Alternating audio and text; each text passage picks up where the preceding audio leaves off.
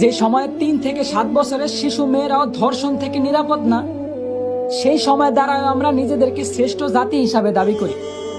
যে সময় free mixing ভাবে পড়ালেখার কারণে বিভিন্ন জায়গায় শিক্ষক দ্বারা ছাত্রীরা ধর্ষিত হইতাছে, সেই সময় দ্বারাও আমরা শিক্ষার মানদণ্ড নির্ণয় করি।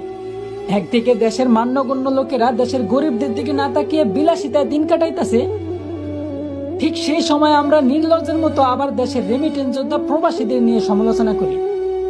হ্যাঁ, এই সময়ও দেশের প্রধানমন্ত্রী একজন মহিলা, কিন্তু তারপরেও দেশের মা বোনদের আমরা ধর্ষণ থেকে বাঁচাতে অসক্ষমতা প্রকাশ করি। বলি মুসলিম দেশে বিধর্মীরা হত্যাকাণ্ড চালায়, তার কোনো বিচার নাই। সংখ্যায় বেশি আর দেশটা মুসলমানদের হওয়া সত্ত্বেও প্রতিবাদ করার মতো কেউ নাই।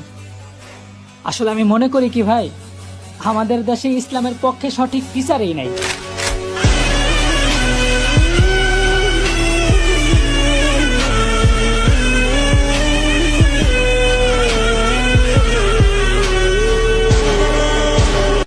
আমাদের দেশে মাহফিলের মঞ্চে কারো সমালোচনা করার মতো আলেমের অভাব নাই, কিন্তু সাধারণ মানুষের কাছে আল্লাহ এবং তার রাসূলের আদেশ নিষেধ পৌঁছে দেওয়ার মতো আলেমের সংখ্যা খুবই কম ভাই।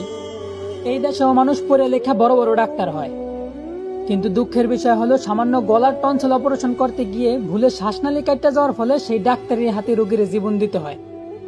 হ্যাঁ, এই দেশটা স্বাধীন হয়েছিল লক্ষাধিক নারী পুরুষের রক্তের বিনিময়ে, কিন্তু লজ্জার বিষয় হলো এই স্বাধীন দেশেও দেশের মা বোনরা আজ সুরক্ষিত নয়। সারা বিশ্বের কাছে আজ ওই দেশটা মুসলিম রাষ্ট্র হিসেবে পরিচিত ভাই, কিন্তু আফসোসের বিষয় হলো এই দেশে পরিপূর্ণ ইসলামী শাসন ব্যবস্থা নাই।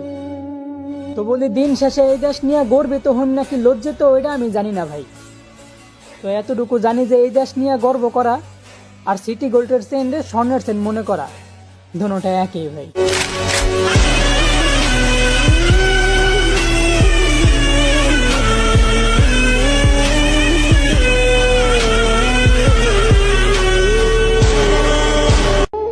যেই দেশে ধর্ষকের পক্ষে উকিল পাওয়া যায়, ওই দেশে পড়া লেখা জজ হয়ে কোনো লাভ নেই।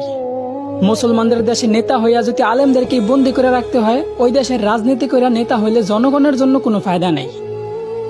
95% মুসলমানের দেশে যদি মুসলমানদের কষ্টগুলাই তুলে ধরা না যায়, ওই দেশে নামি দামি সাংবাদিক হইয়াও কোনো লাভ নেই। বলি, জাকাত না দিয়া সুদ খাইতে খাইতে দেশটারে করছো ছারখার, এখন সূর্যের তাপ গায়ে লাগে তাই তোমাদের বৃষ্টির দরকার। আলেমদেরকে বন্দি করে আবার আলেমদের মাধ্যমে আল্লাহর কাছে বৃষ্টি কামনা করলা, বিষয়টা এমন হইল না।